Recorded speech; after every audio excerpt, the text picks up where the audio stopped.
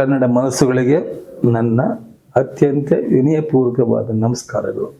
ವಿಜಯ ರಾಘವೇಂದ್ರ ಹುಟ್ಟಿದ ಒಂದು ಆಕಸ್ಮಿಕ, ನೀವೆಲ್ಲ ಆಶ್ಚರ್ಯ ಪಡ್ತೀರಿ. ಯಾಕಂದ್ರೆ ಆ ಮೆಡಿಸಿನ್ ಕೊಟ್ಬಿಟ್ರೆ ಅಬಾರ್ಷನ್ ಆಗ್ಬಿಡ್ತಿತ್ತಂತೆ. ಅದಕ್ಕೋಸ್ಕರ ಅದು ಹಂಗಾಯ್ತು. ಆದ್ರೂ ಕೂಡ ಕುದುರೆ ಬಂದ್ರೆ ನಿಮ್ಗೆ ದೇವ್ರ ಸಮಾನ ಅಂತ ಹೇಳಿ ನಮ್ಮ ಅಕ್ಕ ಇಲ್ಲಿ ಆಫೀಸ್ ಮಾಡ್ತಾ ಇದ್ರು, ವಜ್ರೇಶ್ವರಿ ಅಂಚಿಕಾ ಸಂಸ್ಥೆನ. ನನ್ನ ಯೋಗ ಮಾಡಕ್ಕೆ ಕರ್ಕೊಂಡು ಬಂದ್ರು.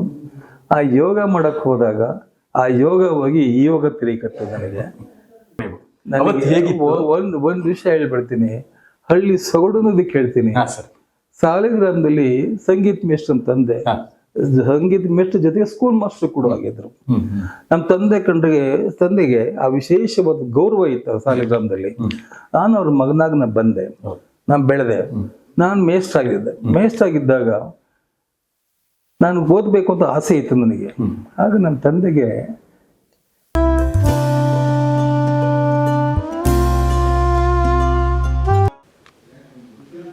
ಸಮಸ್ತ ಕನ್ನಡದ ಮನಸ್ಸುಗಳಿಗೆ ನೆಲಮುಗಿಲು ವಾಹಿನಿಗೆ ಪ್ರೀತಿಪೂರ್ವಕವಾದಂಥ ಸ್ವಾಗತ. ಆತ್ಮೀಯ ವೀಕ್ಷಕರೇ, ನಾನು ಎ ಬಿ ಬಸವರಾಜ್.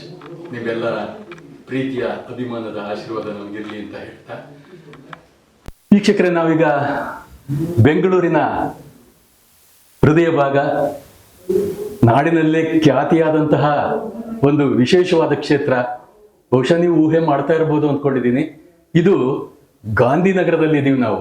ಅಂದ್ರೆ ತಮಗೆಲ್ಲ ಗಾಂಧಿನಗರ ಅಂದ ಕೂಡಲೇ ಹೆಚ್ಚಾಗಿ ಕನ್ನಡ ಚಿತ್ರಗಳನ್ನ ಹಂಚಿಕೆ ಮಾಡುವಂಥದ್ದು, ನಿರ್ಮಾಣ ಮಾಡುವಂಥದ್ದು, ಅದರ ಕತೆ, ಸಂಗೀತ, ಮತ್ತೊಂದು ಮುಗಿದೊಂದು ಇಡೀ ಕನ್ನಡ ಚಿತ್ರರಂಗದ ಒಂದು ಕೇಂದ್ರ ಸ್ಥಾನ, ಹೃದಯ ಸ್ಥಾನದಂತ ಇದ್ದಂತಹ ಗಾಂಧಿನಗರದಲ್ಲಿ ನಾವಿದ್ದೀವಿ. ಈಗ ನಾನು ಬಹಳ ಸಾಧನೆಯನ್ನು ಮಾಡಿದಂಥ ಒಬ್ಬ ವಿಶೇಷವಾದ ವ್ಯಕ್ತಿಯನ್ನ, ಸರಳ, ಸೌಜನ್ಯ, ಸಜ್ಜನಿಕೆಯ ಮತ್ತೊಂದು ಪ್ರತಿರೂಪವಾದಂತಹ ವಿಶೇಷ ವ್ಯಕ್ತಿಯೊಬ್ಬರನ್ನ ತಮಗೆ ಪರಿಚಯ ಮಾಡೋದಕ್ಕೆ ಬರ್ತಾ ಇದ್ದೀನಿ. ಬಹುಶಃ ನೀವು ಕುತೂಹಲದಿಂದ ನಿರೀಕ್ಷೆ ಮಾಡ್ತಾ ಇರ್ಬೋದು ಯಾರು ಅಂತ ಹೇಳಿ. ನಿಮ್ಮ ಕುತೂಹಲಕ್ಕೆ ಹೆಚ್ಚು ಕಾಯಿಸದೆ ನಾನು ಪ್ರೀತಿಯಿಂದ ಬರಮಾಡ್ಕೊಳ್ತಾ ಇದ್ದೀನಿ. ನಮ್ಮ ಕನ್ನಡ ಚಿತ್ರರಂಗದ ಹಿರಿಯರು, ಗಣ್ಯರು, ನಿಮ್ಮೆಲ್ಲರ ಪೂಜನೀಯರು, ವಂದನೀಯರು. ಅವರೇ ನಮ್ಮ ಪ್ರೀತಿಯ ಅಣ್ಣ ಚಿನ್ನೇಗೌಡರು. ನಮಸ್ಕಾರ ಸರ್. ನಮಸ್ಕಾರ. ಚಿನ್ನದಂತ ಮನಸ್ಸಿನ ಜೊತೆಗಿದ್ದಾರೆ. ಚಿನ್ನೇಗೌಡರು ಅಂದ ತಕ್ಷಣ ನಿಮಗೆ ವಿಶಾಲವಾದ ವ್ಯಾಪ್ತಿ ಬರುತ್ತೆ. ಅವರ ಹಿನ್ನೆಲೆ, ಮತ್ತೊಂದು ಮುಗಿದೊಂದು, ಇದನ್ನ ನಾನು ಹೇಳೋದಕ್ಕಿಂತ ಅಣ್ಣವ್ರ ಬಾಯಿಂದನೇ ಕೇಳೋಣ ಅಂತ ಹೇಳ್ತಾ, ಅಣ್ಣವ್ರೆ ನಮಸ್ಕಾರ. ಬಹಳ ಸಂತೋಷ ತಮ್ಮನ್ನ ಇಂದು ನಾವು ಭೇಟಿ ಮಾಡ್ತಾ ಇದ್ದೀವಿ. ನನಗೂ ಅಷ್ಟೇ ಸಂತೋಷ ಆಗ್ತಾ ಇದೆ. ತಮ್ಮ ಸಾಧನೆ, ಸಾಲಿಗ್ರಾಮ ಅನ್ನೋದೇ ಅದ್ಭುತವಾದ ಹೆಸರು. ಸದಾ ಭಗವಂತನ ಸನ್ನಿಧಿಯಲ್ಲಿ ಪೂಜನೆ ಮಾಡಿಕೊಳ್ಳುವಂತ ಸಾಲಿಗ್ರಾಮ ತಮ್ಮ ಹುಟ್ಟೂರು. ಹೌದು. ಅದರ ವ್ಯಾಪ್ತಿ, ನಮ್ಮ ಕುಟುಂಬದ ಹಿನ್ನೆಲೆ, ತಾವು ಬೆಳೆದು ಬಂದದ್ದು, ಪೂಜ್ಯ ತಂದೆ ತಾಯಿಯವರ, ತಮ್ಮ ಕುಟುಂಬದ ಎಲ್ಲ ವಿವರಗಳನ್ನ ಸವಿಸ್ತರವಾಗಿ ನಮ್ಮ ವೀಕ್ಷಕರಲ್ಲಿ ಹಂಚ್ಕೋಬೇಕು ಅಂತ ತುಂಬ ಮನಸ್ಸಿನಿಂದ ಕೇಳ್ಕೊತಾ ಇದ್ದೀನಿ. ಕನ್ನಡ ಮನಸ್ಸುಗಳಿಗೆ ನನ್ನ ಅತ್ಯಂತ ವಿನಯಪೂರ್ವಕವಾದ ನಮಸ್ಕಾರಗಳು. ನೀವು ಕೇಳ್ತಾ ಇದ್ದೀರಿ ವಿಜಯ ರಾಘವೇಂದ್ರ, ಮುರಳಿ. ವಿಜಯ ರಾಘವೇಂದ್ರ ಅವನು ಹುಟ್ಟಿದ್ದೆ ಒಂದು ಆಕಸ್ಮಿಕ. ಹುಟ್ಟಕ್ಕೆ ನಾವು ಬರೋಕ್ಕೂ ಮುಂಚೆ ಸಾಲಿಗ್ರಾಮ ನಮ್ಮ ಊರು. ಅಲ್ಲಿ ನಾನು ಮೇಷ್ಟ್ರಾಗಿದ್ದೆ. ನನ್ನ ಹೆಂಡತಿ ಜಯಮ್ಮ ಅಂತ ಹೇಳಿ ನಮ್ಮ ತಾಯಿಯ ತಮ್ಮನ ಮಗಳು. ಅವಳು ಗರ್ಭದಲ್ಲಿ ಜನಿಸಿದವನೇ ವಿಜಯ ರಾಘವೇಂದ್ರ, ಮುರಳಿ, ವೀಣಾ ದೊಡ್ಡ ಮಗಳು. ವಿಜಯ ರಾಘವೇಂದ್ರ ಹುಟ್ಟಿದ ಒಂದು ಆಕಸ್ಮಿಕ, ನೀವೆಲ್ಲ ಆಶ್ಚರ್ಯ ಪಡ್ತೀರಿ. ಯಾಕಂದ್ರೆ ವಿಜಯ ರಾಘವೇಂದ್ರನಿಗೆ ಅವ್ರ ತಾಯಿ ಜಯಮ್ಮ ಪ್ರೆಗ್ನೆಂಟ್ ಆದಾಗ 7.5 ತಿಂಗಳ ಸಮಯ. ಅವಾಗ ಹೊಟ್ಟೆನೂ ಬಂದ್ಬಿಡುತ್ತೆ. ಅಲ್ಲಿ ನಮ್ಮ ಊರಿನಲ್ಲಿ ಡಾಕ್ಟರ್ ದುರ್ರಾಜ್ ಅಂತ ಇರ್ತಾರೆ. ಅವ್ರೇನ್ ಮಾಡ್ತಾರೆ, ಏನೋ ಪೇನ್ ಶುರುವಾಗಿದೆ, ಇಂಜೆಕ್ಷನ್ ಕೊಡಬೇಕು. ಅವ್ರ ಹತ್ರ ಇಲ್ಲ. ಸಾಲಿಗ್ರಾಮಕ್ಕೆ ಕೇರಳಾಪುರ ಅಂತ ಒಂದು 7 ಮೈಲಿ ದೂರದಲ್ಲಿ ಇದೆ ಕೇರಳಾಪುರ ಒಂದು ಗ್ರಾಮ. ಅಲ್ಲಿ ಮೆಡಿಕಲ್ ಸ್ಟೋರ್ಗೆ ಹೋಗ್ಬೇಕು. ಹೋಗೋದು ಹೇಗೆ? 12 ಗಂಟೆ ರಾತ್ರಿ ಹೆಂಗೆ ಹೋಗೋಕ್ಕಾಗುತ್ತೆ? ಆ ಡಾಕ್ಟರ್ ದುರರಾಜ್ ಹತ್ರ ಮೋಟರ್ ಸೈಕಲ್ ಇತ್ತು. ಆ ಮೋಟರ್ ಸೈಕಲಲ್ಲಿ ನಾನು ಹೋಗಿ ಬರ್ತೀನಿ ಅಂತ ಹೇಳಿ ನನ್ನ ತಾಯಿಗೆ ಹೇಳಿ, ನನ್ನ ಹೆಂಡತಿಗೆ ಹೇಳ್ಬಿಟ್ಟು ನಾವು ಹೋಗ್ತಾ ಇದ್ದೀವಿ. ರಾತ್ರಿ 12 ಗಂಟೆ 1 ಗಂಟೆ ಟೈಮ್. ಅಲ್ಲೊಂದು ಹಳ್ಳಿಕಟ್ಟೆ ಅಂತ ಬರ್ತದೆ ಅದು. ಅಲ್ಲಿ ಹೋಗ್ಬೇಕಾದ್ರೆ ಒಂದು ಕುದುರೆ ಓಡ್ ಬರ್ತದೆ. ನನಗೆ ಭಯ, 12 ಗಂಟೆ ರಾತ್ರಿ ಕುದುರೆಯಲ್ಲಿ ಬರ್ತದೆ. ಡಾಕ್ಟರ್ ದೊರರಾಜ್ ಹೇಳ್ತಾರೆ, ಹೆದರ್ಕೋಬೇಡಿ ಚಿನ್ನಗೌಡ್ರೆ, ಏನಾಗಲ್ಲ ನಾನು ಇದನ್ನ ಜೊತೆಲಿ ಧೈರ್ಯ ಕೂತ್ಕೊಳ್ಳಿ. ಅದು ಯಾಕೆ ನನಗೆ ಗೊತ್ತಿಲ್ಲ, ಯಾಕೆ ಓಡ್ ಬರ್ತಾ ಇದೆ ಕುದುರೆ ಅಂತೇಳಿ. ಓಡ್ ಬರುತ್ತೆ, ಮಧ್ಯೆ ಬರುತ್ತೆ, ಪುನಃ ಹೋಗುತ್ತೆ, ಓಡ್ ಬರುತ್ತೆ. ಇಂತ ಊರು ಸೇರಿದ್ವಿ, ಕೇರಳಾಪುರ. ಮೆಡಿಸಿನ್ ತಗೊಂಡು ಬಂದ್ವಿ. ಆಮೇಲೆ ನನಗೆ ಗೊತ್ತಾಯ್ತು, ಯಾರೋ ಹೇಳಿದ್ರು ಆ ಮೆಡಿಸಿನ್ ಕೊಟ್ಬಿಟ್ರೆ ಅಬಾರ್ಷನ್ ಆಗ್ಬಿಡ್ತಿತ್ತಂತೆ. ಅದಕ್ಕೋಸ್ಕರ ಅದು ಹಂಗಾಯ್ತು. ಆದ್ರೂ ಕೂಡ ಕುದುರೆ ಬಂದಿದ್ದು ನಿಮ್ಗೆ ದೇವ್ರ ಸಮಾನ ಅಂತ ಹೇಳಿ ಏನೂ ಆಗ್ಲಿಲ್ಲ. ಕೊನೆಗೆ ವಿಜಯ ರಾಘವೇಂದ್ರ ನಮ್ಮ ಮಿಸ್ಸಸ್ ಕರ್ಕೊಂಡಾಗ ಮೈಸೂರು ಕಾಮಾಕ್ಷಿ ಆಸ್ಪತ್ರೆ ಸೇರಿಸಿದ್ವಿ. ಆ ಕಾಮಾಕ್ಷಿ ಆಸ್ಪತ್ರೆಯಲ್ಲಿ ವಿಜಯ ರಾಘವೇಂದ್ರ ಹುಟ್ಟಿದ. ಆ ಹುಟ್ಟಿದಾಗ ಒಂದು ರೋಹಿಣಿ ನಕ್ಷತ್ರ ವಿ ಅಂತ ಕಡಿಬೇಕು, ಹೆಸರಲ್ಲಿ ಬರಬೇಕು. ನನ್ನ ತಂಗಿ ಹೇಮಾ ಅಂತಿದ್ಲು, ಇಲ್ಲ ಈಗ ಅವಳೆ ಹೋಗ್ಬಿಟ್ಲು ಪಾಪ, ನಮ್ಮ ಚಿಕ್ಕ ತಂಗಿ ಅವಳು ಇಲ್ಲೆಲ್ಲ ನಾನು ಮಂತ್ರಾಲಯಕ್ಕೆ ಹರಕೆ ಮಾಡ್ಕೊಂಡಿದ್ದೆ. ಅವನು ಹುಟ್ಟಿದ್ರೆ ರಾಘವೇಂದ್ರ ಅಂತ ಹೆಸರಿಡ್ತೀವಿ ಅಂದ್ರೆ ರಾಘವೇಂದ್ರ ಅಂತ ಇಡಬೇಕು ಅಂತ. ನಕ್ಷತ್ರದ ಪ್ರಕಾರ ವಿ ನಕ್ಷತ್ರ ಇಡಬೇಕು, ವಿ. ಅದಕ್ಕೆ ನಾನು ಹೇಳಿದೆ, ನೋಡಮ್ಮ ಒಂದು ಕೆಲಸ ಮಾಡೋಣ, ನಿನಗೂ ಬೇಡ ಯಾರಿಗೂ ಬೇಡ, ರಾಘವೇಂದ್ರ ಅಂತ ಇಡ್ಬೇಕು, ಇಡು ಬೇಡ ಅಂತ. ಅದಕ್ಕೆ ವಿಜಯ ರಾಘವೇಂದ್ರ ಅಂತ ಇಟ್ಬಿಡೋಣ ಅಂದ್ರೆ ಎಲ್ಲರೂ ಚೆನ್ನಾಗಿ. ಅವಾಗ ವಿಜಯ ರಾಘವೇಂದ್ರ ಹಿಡಿಯಿತು. ವಿಜಯ ರಾಘವೇಂದ್ರ ಹೆಸರಿಟ್ವಿ. ಸಾಗರದಲ್ಲಿ ಹುಟ್ಟಿದ, ಬೆಳೆದ, ಚೆನ್ನಾಗಿ ಬೆಳ್ಕೊಂಡು ಬಂದ. ಗೊತ್ತಿದ್ದಂಗೆ ಕೊನೆಗೆ ಕಾರಣಾಂತರದಿಂದ ನಮ್ಮ ಅಕ್ಕ ಇಲ್ಲಿ ಆಫೀಸ್ ಮಾಡ್ತಾ ಇದ್ರು, ವಜ್ರೇಶ್ವರಿ ಅಂಚಿಕಾ ಸಂಸ್ಥೆನ. ನನ್ನ ಯೋಗ ಮಾಡಕ್ಕೆ ಕರ್ಕೊಂಡು ಬಂದರು. ಆ ಯೋಗ ಮಾಡಕ್ಕೆ ಹೋದಾಗ ಆ ಯೋಗ ಹೋಗಿ ಈ ಯೋಗ ತಿಳಿಕತ್ತು ನನಗೆ. ಅಲ್ಲಿ ಮದ್ರಾಸ ಕೃಷ್ಣಮೂರ್ತಿ ಅಂತ ಒಬ್ಬರಿದ್ರು, ಅಷ್ಟಾಲಜಿ, ನಮ್ಮ ಅಕ್ಕನಿಗೆ ಯಾವಾಗಲೂ ಹೇಳೋರು. ಅವ್ರು ಹೇಳಿದ್ರು, ಪರ್ವತಮ್ಮನವ್ರೆ, ನೀವು ಆಫೀಸ್ பண்ண ಬೆಂಗಳೂರಲ್ಲೇ ಇಂದ ಆಳು ವೆಚ್ಕೊಂಡು ಚಿನ್ನಗಳು ಕೂರಿಸ್ಬೇಕು.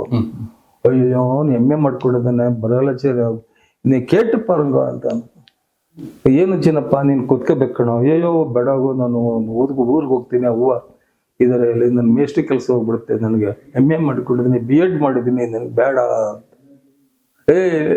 ಅವ್ರು ಬಿಡ್ತಾ, ಆ ಕೃಷ್ಣಮೂರ್ತಿ ಅಂದ್ರೆ ಬಿಡ್ತಾ ಇಲ್ಲ. ಅಮ್ಮ ವೆಚ್ಚ ಇಂದ ಆಳು ವೆಚ್ಚ ನೀವು ವಜ್ರೇಶ್ವರಿಗೆಲ್ಲ ಆಗುದಂತ ನಮ್ಮ ಅಕ್ಕ ಬಿಡ್ತಾ ಇಲ್ಲ. ಏನ್ ಮಾಡೋದು ಚಿನ್ನಪ್ಪ, ಅವ್ರು ಹಿಂಗೆ ಹೇಳ್ತಾರೆ, ನೀ ಹಿಂಗೆ ಹೇಳ್ತೀಯಲ್ಲ, ಅದೆಲ್ಲ ಗೊತ್ತಿಲ್ಲ, ನಮ್ಮ ಊರಿಗೆ ಹೋಗಿ ನಮ್ಮ ಅವ್ವನ್ನ ಕೇಳಬೇಕು ಅಂತ. ಸರಿ ಹೋಗಿ ಬಾಪ, 10,000 ರೂಪಾಯಿ ಕೊಟ್ಟರು ನಮ್ಮ ಅಕ್ಕ. ಆ ಕಾಲದಲ್ಲಿ 79ನೇ ಇಸ್ವಿ ಒಳಗೆ 10,000 ತಗೊಂಡು ಊರಿಗೆ ಬಂದೆ. ಬಸ್ಸಲ್ಲಿ ಬಂದ ನಮ್ಮ ತಾಯಿಗೆ ಹೇಳ್ದಂಗೆ, ಅವ ಅಕ್ಕ ಕರಿತಾ ಇದ್ದಾರೆ, ಏನು ಮಾಡಲಿ, ನೋಡಪ್ಪ ನನಗೇನಪ್ಪ, ನಾನು ಓದಿಲ್ಲ ಮಾಡಿಲ್ಲ, ನಂಗೇನು ಗೊತ್ತಾಗುತ್ತೆ ರಜಾ, ನೀನೇನು ಯೋಚನೆ ಮಾಡಿ. ನಮ್ಮ ಸ್ನೇಹಿತರನ್ನೆಲ್ಲ ಕೇಳಿದೆ, ಹೋಗಿ ಮೇಷ್ಟ್ರೆ, ನೀವು ಇಲ್ಲಿದ್ರಿ ಸಾಯ ಗಂಟೆ ಮೇಷ್ಟ್ರೆ, ಮುದಿ ಮೇಷ್ಟ್ರ ರಿಟೈರ್ಡ್ ಆಯ್ತೀರಾ, ನಿಮ್ಮ ಅಕ್ಕ ಕರಿತೀರ ಅಂದ್ರೆ ಹೋಗಿ ಸುಮ್ಮನೆ ನೀವು ಅಂದರು. ಏನೇ ಆಗಿದೆ ಹಿಂಗೆ ಹೇಳ್ತಾರೆ ಇವರು ಅಂತ ಹೇಳ್ಕೊಂಡು ನಾನು ನಮ್ಮ ತಾಯಿಗೆ ನಮ್ಮ ಅಕ್ಕ ಕೊಟ್ಬಿಟ್ಟು ಈಗ ಬೆಂಗಳೂರಿಗೆ ಬಂದೆ. ಯಾರೂ ಗೊತ್ತಿಲ್ಲ ಬೆಂಗಳೂರಿನಲ್ಲಿ ಆಫೀಸ್ ಮಾಡ್ತಾರೆ ಅಂತ ಗೊತ್ತು, ಪರ್ವತಮ್ಮ ಆಫೀಸ್ ಮಾಡ್ತಾರೆ ಅಂತ. ಯಾರು ಕೂರುತ್ತಾರೆ ಅಂತ ಯಾರಿಗೂ ಗೊತ್ತಿಲ್ಲ. ಸರಿ, ಇಲ್ಲಿ ನಮ್ಮ KCN ಗೌಡ್ರದ ಆಫೀಸ್ ಇತ್ತು, ಅದ್ರ ಮೇಲ್ಗಡೆ ಒಂದು ಬಾಡಿಗೆ ಮನೆ ಖಾಲಿ ಇತ್ತು. ಅಲ್ಲಿ ಓಪನ್ ಮಾಡಿದ್ರು, ಸತ್ಯನಾರಾಯಣ ಪೂಜೆ ಮಾಡಬೇಕು. ಮಾಡಿದ್ರು, ಪೂಜೆಗೆ ನನ್ನ ಕೂತ್ಕೊಳ್ಳೋ ಅಂದರು. ಎಲ್ರಿಗೂ ಆಶ್ಚರ್ಯ, ಏನಿದು ಅಂತ. ನಾನು ಕೂತ್ಕೊಂಡೆ, ನಾನಂತರ ಕೂತ್ಕೊಂಡು ಪೂಜೆಗೆ ಜನ ಆಯಿತು. ನನಗೇನು ಗೊತ್ತಿಲ್ಲ, DCR ಅಂದ್ರೆ ಏನು, ಕಲೆಕ್ಷನ್ ಅಂದ್ರೆ ಏನು, ನಾನು ಮೇಷ್ಟ್ರು ತಾನೆ, ನಂಗೆ ಇವೆಲ್ಲ ಹೆಂಗೆ ಗೊತ್ತಾಗತ್ತೆ. ಆಗ ಇವತ್ತಿಲ್ಲ ಪುಣ್ಯಾತ್ಮ KCN ಗೌಡ್ರ ಮಗ ಚಂದ್ರು ಅಂತ ಇದ್ರು, KCN ಚಂದ್ರು ಅಂತ ಹೆಸರು. ಆ ಪುಣ್ಯಾತ್ಮನ ಜೊತೆಗೆ ಇದ್ದುಕೊಂಡು, ಅಣ್ಣ ನಿಮ್ಗೆ ಏನು ಬೇಕು ನಾನು ಹೆಲ್ಪ್ ಮಾಡ್ತೀನಿ, ಧೈರ್ಯವಾಗಿ, ಏನು ಬೇಡ ಅಂತೇಳಿ ಆಫೀಸ್ ಮಾಡಿದ್ರು. ಕೂತ್ಕೊಂಡೆ, ಅಲ್ಲಿ ಬೆಳೀತು. ವಜ್ರೇಶ್ವರಿ ಅಂಚಿಕಾ ಸಂಸ್ಥೆ ಅಂತ ಬೆಳೆಸಿ ನಿಮ್ಮೆಲ್ಲ ಮುಂದೆ ಏನಾಯ್ತಿದ್ದೆಲ್ಲ ಗೊತ್ತು. ಇದಕ್ಕೆಲ್ಲ ಕಾರಣ ನಮ್ಮ ಅಕ್ಕನ 4 ಥಾಟ್ಸ್, ನಮ್ಮ ಭಾವ ರಾಜ್ಕುಮಾರ್, ಅವ್ರ ಗುರುಗಳು ಕೃಷ್ಣಮೂರ್ತಿ ಅಂತ ಹೇಳಿದ್ದಿಲ್ಲ, ಆ ಗುರುಗಳ ಆಶೀರ್ವಾದ. ಅದು ಬೆಳೀತು, ಬಂತು.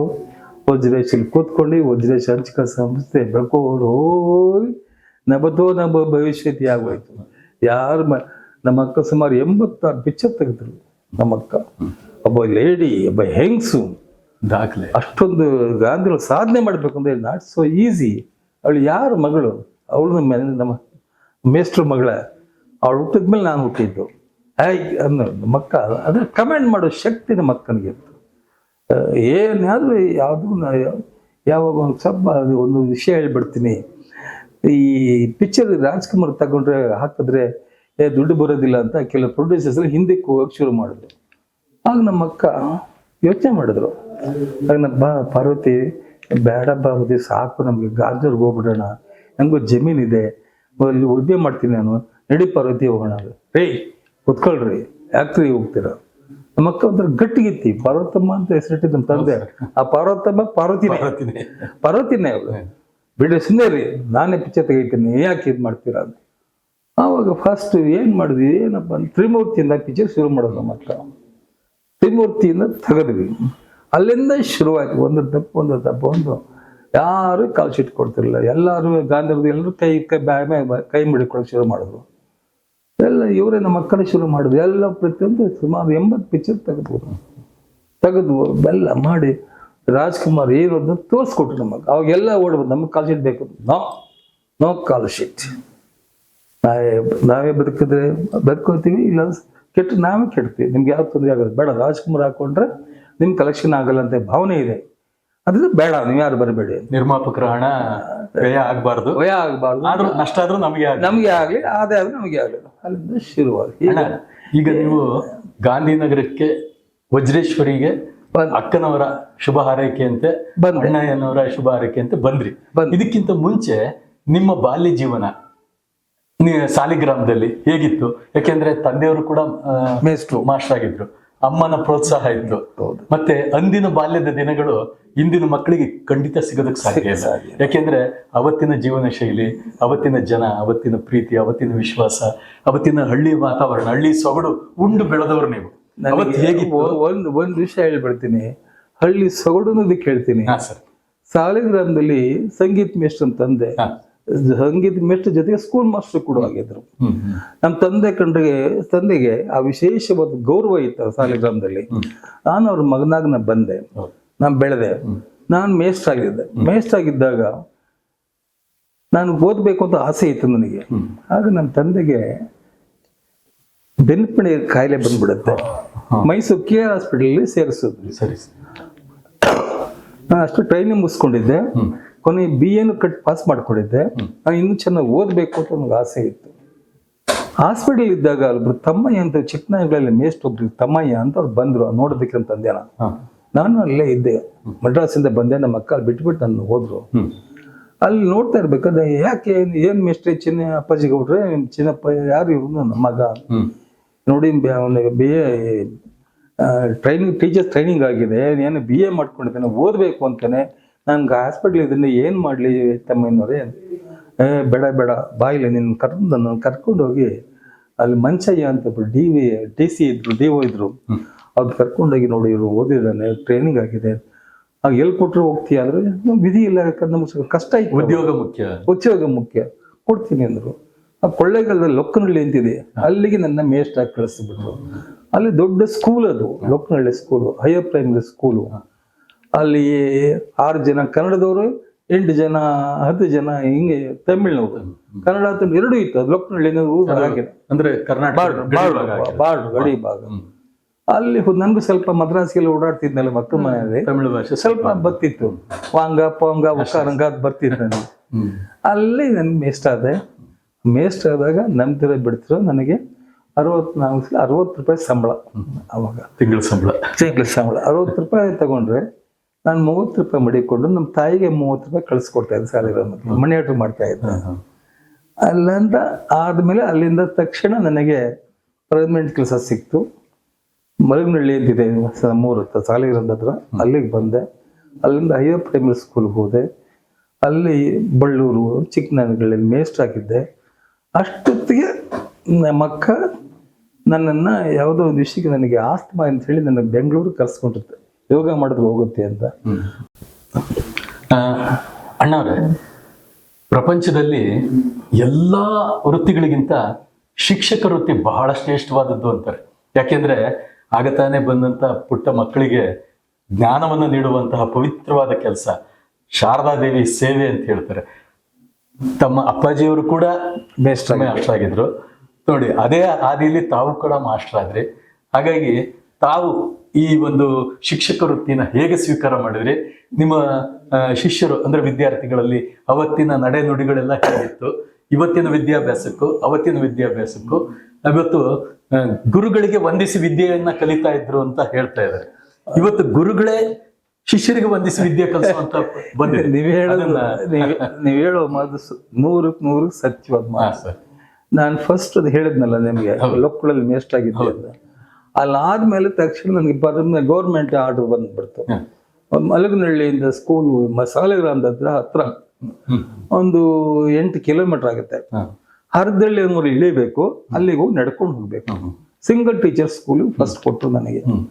ನಾನು ಆಮೇಲೆ ಹೋಗಿ ಇನ್ಸ್ಪೆಕ್ಟರ್ ಆಫ್ ಸ್ಕೂಲ್ಸ್ AEO ಇದ್ರು, ಅವ್ರು ಹೇಳಿದೆ, ಸರ್ ನಾನು BA ಮಾಡಿದ್ದೀನಿ, B.Ed ಮಾಡಿದ್ದೀನಿ, ನನಗೆ ದೊಡ್ಡ ಸ್ಕೂಲ್ ಕೊಡಿ ಅಂತ, ಪ್ರೌಢಶಾಲೆ ಕೊಡಿ ನನಗೆ ಅಂತ. ಅದಕ್ಕೆ ಅವರು ಇಲ್ಲ ಈಗ ಕೊಟ್ಟಿದ್ದೀವಿ, ಆರ್ಡರ್ ಬಂದಿದೆ, ಅದು ಅನುಭವಿಸಿ ನೀವು, ಆಮೇಲೆ 2 ವರ್ಷ ನೋಡ್ಕೊಂಡು ನಿಮ್ಗೆ ಹೇಳ್ತೀವಿ ಅಂದರು.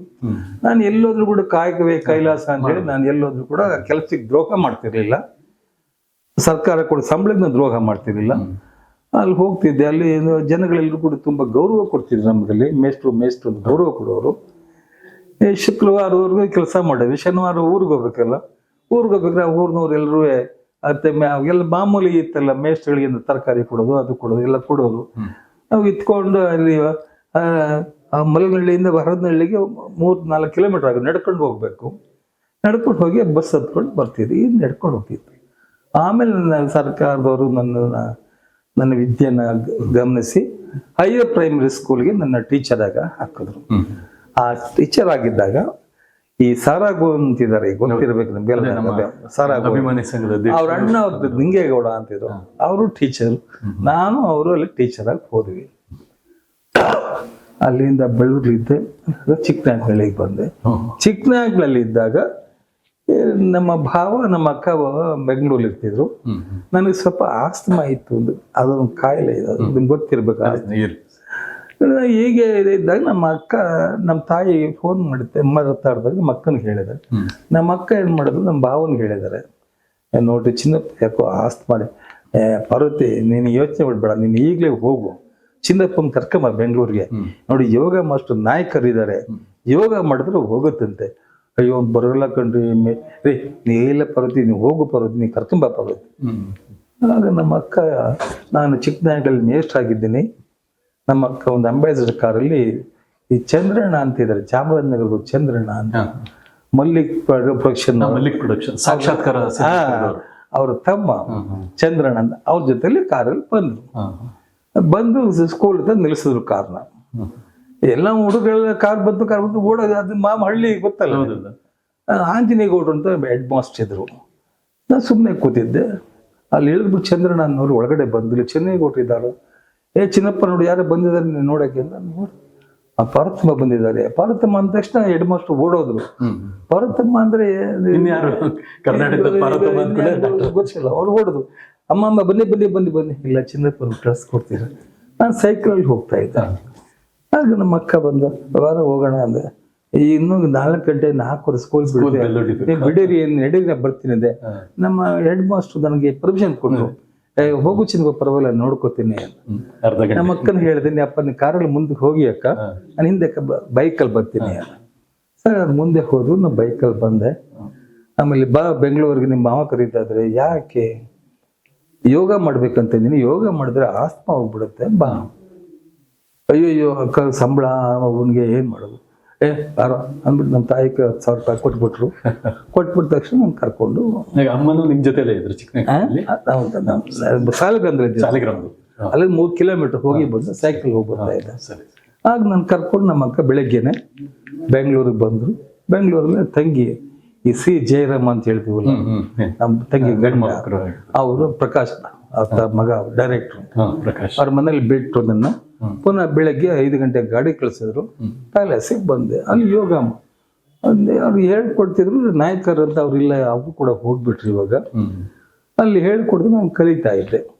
ಅವಾಗ ಏನು ಹೇಳಿದ್ರು ಅವರು ಮಾಸ್ಟ್ರು, ಯೋಗ ಮಾಸ್ಟ್ರು ಅಂದ್ರೆ, ಪಾರ್ವತಮ್ಮನವರೇ ಈ ಮೇಷ್ಟ್ರು ತುಂಬಾ ಶಾಣೆ ಇದ್ದಾರೆ ಚೆನ್ನೈಗೌಡರು, ಇನ್ನೊಂದು 20 ದಿವಸ ರಜಾ ಹಾಕ್ಬಿಡಿ ಅಂದ್ರು. ಇನ್ನೊಂದು 20 ರಜಾ ಹಾಕ್ಬಿಡ ನೀನು. ಅಯ್ಯೋ ಅಕ್ಕ ಸಂಬಳ ಹೋಗ್ಬಿಡುತ್ತೆ, ಬರ ಇನ್ನೊಂದು 10,000 ರೂಪಾಯಿ ಕೊಟ್ಟು ತಗೊಂಡು ಈಗ ಬಸ್ಸಲ್ಲಿ ಬಂದು ನಮ್ಮ ತಾಯಿ ಕೈ ಕೊಟ್ಬಿಟ್ಟು ಪುನಃ ವಾಪಸ್ ಬಂದ. ಅದು ಕಲಿತಾ ಇರ್ಬೇಕ್ರಿ, ಯೋಗ ಮಾಡ್ತಾ ಇರ್ಬೇಕಾದ್ರೆ ಒಂದ್ಸಲ ಮದ್ರಾಸಿಗೆ ಕರೆಸಿದ್ರು. ಅಲ್ಲಿ ಇದ್ದಕ್ಕೆ ನಮ್ಮ ಅಕ್ಕನ ಜೊತೆ ಮದ್ರಾಸ್ ಹೋದೆ. ಆಗ ವಜ್ರ ಸಂಚಿಕಾ ಸಂಸ್ಥೆ ಓಪನ್ ಮಾಡಬೇಕು ಅಂತ ಮಾತಾಡ್ತಾ ಇದ್ರು. ಅಲ್ಲಿ ಓಡಾಡ್ತಾ ಇರ್ಬೇಕಾದ್ರೆ ಅಲ್ಲಿ ಕೃಷ್ಣಮೂರ್ತಿ ಅಂತ ಒಬ್ರು ಅಸ್ಟ್ರಾಲಜರ್ ಇದ್ರು. ಅವ್ರು ಏನ್ ಮಾಡಿದ್ರು, ಮಕ್ಕಳು ಯಾರಿಂದ ಪಯ್ಯ ಅಂದ್ರು. என் தம்பி சார் சின்னேகூட நல்ல படிச்சிருக்க அப்படி.